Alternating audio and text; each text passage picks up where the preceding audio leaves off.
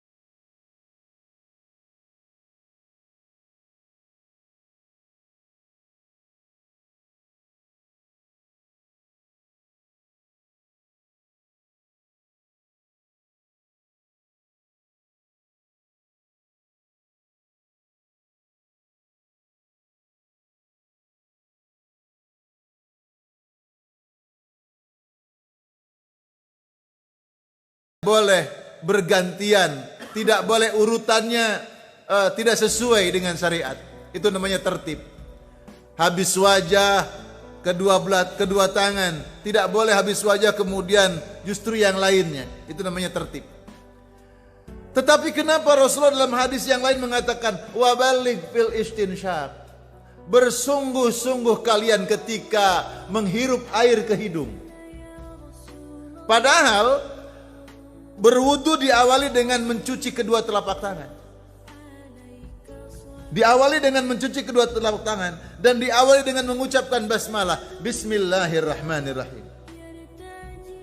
Kemudian berkumur dan menghirup air ke hidung. Ada dua prosesi memang. Berkumur dahulu 3 kali, lalu menghirup air ke hidung 3 kali. Tapi nanti ada redaksi hadis, berkumur dengan menghirup air ke hidung dengan sekali siukan sebanyak 3 kali. Jamaah yang dimuliakan Allah, wabaligh fil istinsyaq, sungguh-sungguh ketika menghirup air ke hidung, illa an takuna shaiman, kecuali kalau kalian sedang berpuasa. Ini sepele jamaah yang dimuliakan Allah, tapi perhatian Nabi, istinsyaq itu menghirup air ke lubang hidung, lalu istinsyaq itu adalah wastansyaqa, menghirup air ke hidung kemudian menyemburkannya. Jadi mengambil air, kalau terpisah berkumur dulu 3 kali. Berkumur itu sesungguhnya dengan mengocok-ngocok air di dalam mulut kita. bahkan sambil dimasukkan jari kita ke dalam mulut ini, kemudian dibuang ke sebelah kiri. Kalau di sebelah kiri tidak ada jamaah lain yang sedang wudhu, Pak. Jadi kalau ada jamaah lain sedang wudhu di sebelah kita, mbok yo jangan ke kiri, Pak, nyiprat. Ya langsung ke bawah saja, sunnah. Kalau memang sepi kosong sebelah kiri, disunahkan buangnya ke kiri. Tapi kalau di sebelah kiri ada teman yang sedang berwudu, ke bawah. Jangan menerapkan sunnah juga kemudian tidak punya adab. Jadi menampilkan sunnah bersama adab. Sunnahnya membuang itu ke kiri. Tapi di kiri ada teman, jangan ke kiri, ke bawah saja. Itu termasuk adab. Dan adab bisa jadi melebihi sunnah secara fisik. Masya Allah. Ini ilmu. Kemudian 3 kali berkumur, kemudian ambil air di telapak tangan ini, bisa 2 tangan, 2 telapak tangan, bisa 1 telapak tangan. Istinsak, istinsyar, wastansyaka, wastansara. Itu dihirup. Kalau belajar pertama mungkin bisa naik sampai di kepala, pening. Tapi kalau sudah terbiasa menghirup seperti ini, itu akan mandek di pangkal hidung. Boleh kemudian dibersihkan. Kemudian istinsar, disemburkan, menghirup dan menyemburkan. Demikian cara berwudu ketika menghirup air. Illa an takuna shaiman, kata Rasulullah, kecuali bila engkau sedang berpuasa. Nah, umumnya kaum muslimin kalau berwudu seperti orang puasa. Bagaimana? Cukup dengan begini. Cukup dengan begini. Nah, posisi wudu yang seperti ini itu ketika berpuasa. Tapi kalau tidak berpuasa, maka wastansyaqo wastansara. Istinsyak, istinsar. Hadirin yang dimuliakan Allah. Lalu membasuh kedua tangan sampai siku, itu yang wajib. Membasuh kedua kaki sampai mata kaki, itu yang wajib. Di dalam riwayat Muslim dijelaskan, ghasala yadahul yumna hatta ashra'a fil abud, wa ghasala yadahul yusra hatta ashra'a fil abud. Membasuh kedua tangan itu wajib sampai siku, sunnah sampai di bawah ketiak, sampai di lengannya. Indah pada orang tua kita dulu, saya masih kecil, kalau berwudu orang tua kita buka baju, tinggal kaos oblong. Kenapa? Untuk memudahkan berwudu, wudunya bisa sampai di lengannya. Itu sunnah. Dan hadis Nabi yang lain, fal yatil. Jadi nanti di akhirat itu akan nampak cahaya yang putih. Siapa mereka? Orang yang selalu memanjang-manjangkan basuhan wudunya, terutama membasuh tangan dan kakinya. Kalau kaki, ghasala rijlahul yumna wa ghasala rijlahul yusra hatta ashra'a fis saq. Kalau kaki disunahkan sampai di betis. Sampai di betis. Ghurrathu falyutil. Jadi orang yang berwudu memanjang-manjangkan basuhan wudu, maka dia akan bercahaya nanti di yaumul qiyamah. Maka basuhlah, perpanjanglah basuhan itu. Jamaah yang dimuliakan Allah. Dan banyak dilupakan oleh kaum muslimin, yaitu usai berwudu adalah berdoa usai berwudu. Sedikit jamaah kaum muslimin yang usai berwudu berdoa. Padahal doa berwudu itu dihafal. 2 kalimat syahadat saja. Asyhadu an la ilaha illallah wa asyhadu anna Muhammadar Rasulullah. Atau yang sesuai riwayat, asyhadu an la ilaha illallah wahdahu la syarikalah wa asyhadu anna Muhammadan abduhu wa rasuluh. Itu saja doanya. Di doa usai berwudu kemudian boleh mengangkat kedua tangannya. Keumuman Nabi berdoa mengangkat tangan. Boleh juga tidak. Tapi keumuman mengangkat kedua tangan berdoa. Keumumannya. Asyhadu an la ilaha illallah wahdahu la syarikalah wa asyhadu anna Muhammadan abduhu wa rasuluh. Menghadap ke kiblat. Apa kata Rasulullah? Orang yang berdoa selesai berwudu dengan doa tersebut, maka putihat abwabul jannah, dibukakan pintu-pintu surga as-samaniyah yang jumlahnya 8. Yadkhul min ayha sya'a, silahkan masuk. Mereka memasuki surga sesuai yang mereka harapkan, yang mereka inginkan. Dibebaskan untuk memilih masuk surga. Ya Rabbana, ya Allah. Jadi orang berwudu, berdoa usai berwudu, dibukakan pintu-pintu surga. Barangkali ini motivasi. Agama memberi motivasi sesungguhnya karena banyak orang-orang yang kurang tertarik. Karena banyak orang-orang yang menggampangkan, melalaikan sehingga tidak melakukan seperti itu. Maka sampai dibumbui kata Rasulullah, orang yang berwudu usai berdoa saja dibukakan pintu surga.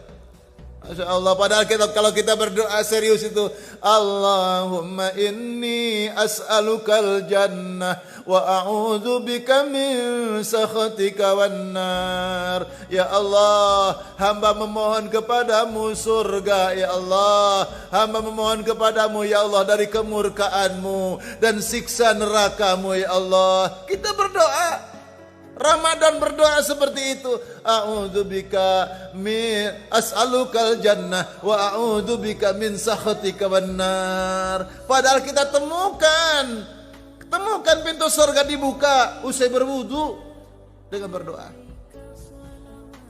Lalu juga mengusap kepala, Pak, ketika berwudu. Bukan membasuh ya, mengusap kepala. Ini keran air, ambil air, matikan keran yang nempel, ini untuk mengusap kepala. Walaupun umumnya orang berwudu cukup begini ya, berwudu sah, itu sudah sah begini. Dulu ada yang bertanya kepada sang guru, wahai tuan guru, berapa sedikit-sedikitnya orang mengusap kepala? Maka dijawab oleh sang guru dari pertanyaan itu, minimal paling sedikit mengusap kepala 3 helai rambut. Nah dengan begini, itu sudah berapa helai? Sudah ratusan helai. Sudah begini ini. Cuma yang dimaksud bukan itu. Jawaban tadi menjawab pertanyaan. Bukan bagaimana cara kami mengusap kepala, bukan itu. Dijawab dalam riwayat jamaah, fa'aqbala wa adbaro. Jadi ketika mengambil air yang nempel, matikan kerannya, ditempelkan di depan kepalanya, kemudian zahaba ila qafahu, ditarik sampai di tengkuknya, summa raddahuma ilal makanil ladzi bada minhu, dikembalikan ke tempat semula. Berapa kali? 1 kali boleh, 3 kali tidak dilarang. Cuma kalau berwudunya seperti ini, mengusap kepalanya, insya Allah 1 kali saja sudah basah. Bisa mencukupkan 1 kali saja sudah basah. Kalau mau 2 kali, 3 kali, itu keumuman. Dalam riwayat Utsman bin Affan, fa'ala dzalika salasan. Rasulullah melakukan berwudu itu gerakannya umumnya 3 kali. Walaupun dalam riwayat memang ada yang disebutkan 1 kali. Jamaah yang dimuliakan Allah. Jadi ibu-ibu yang rambutnya panjang bagaimana? Dikaji oleh para ulama, cukup kalau wanita yang rambutnya panjang, cukup dari depan ditarik ke belakang, tidak perlu dikembalikan. Tapi bapak-bapak yang rambutnya memadai, ditarik ke belakang, dikembalikan ke depannya. Itu sunnah.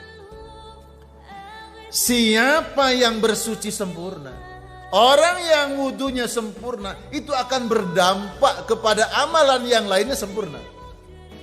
Salatnya sempurna, zikirnya sempurna, bacaan Qur'annya sempurna, amalan yang menjadikan dengan wudu, amalan itu sempurna, menjadi lebih sempurna. Masya Allah. Jadi tadi orang yang akan mendapatkan ampunan dari setiap dosanya, kemudian diangkat derajatnya adalah orang yang isbagil wudu alal makarih, terutama ketika waktunya dingin. Di daerah yang dingin mau wudu, Masya Allah, sampai gemeter, tapi dia masih mampu menyempurnakan wudunya. Kecuali dengan alasan dokter, misalkan jangan terkena air dulu, akan menyebabkan faktor X, mungkin bisa dilakukan, mengikuti saran dokter. Tapi ketika tidak ada indikasi yang lain, maka dalam kondisi dingin sekalipun, maka orang yang mampu menyempurnakan berwudu di saat kita segan, di saat kita merasa kedinginan, itu mendapatkan keutamaan tersendiri.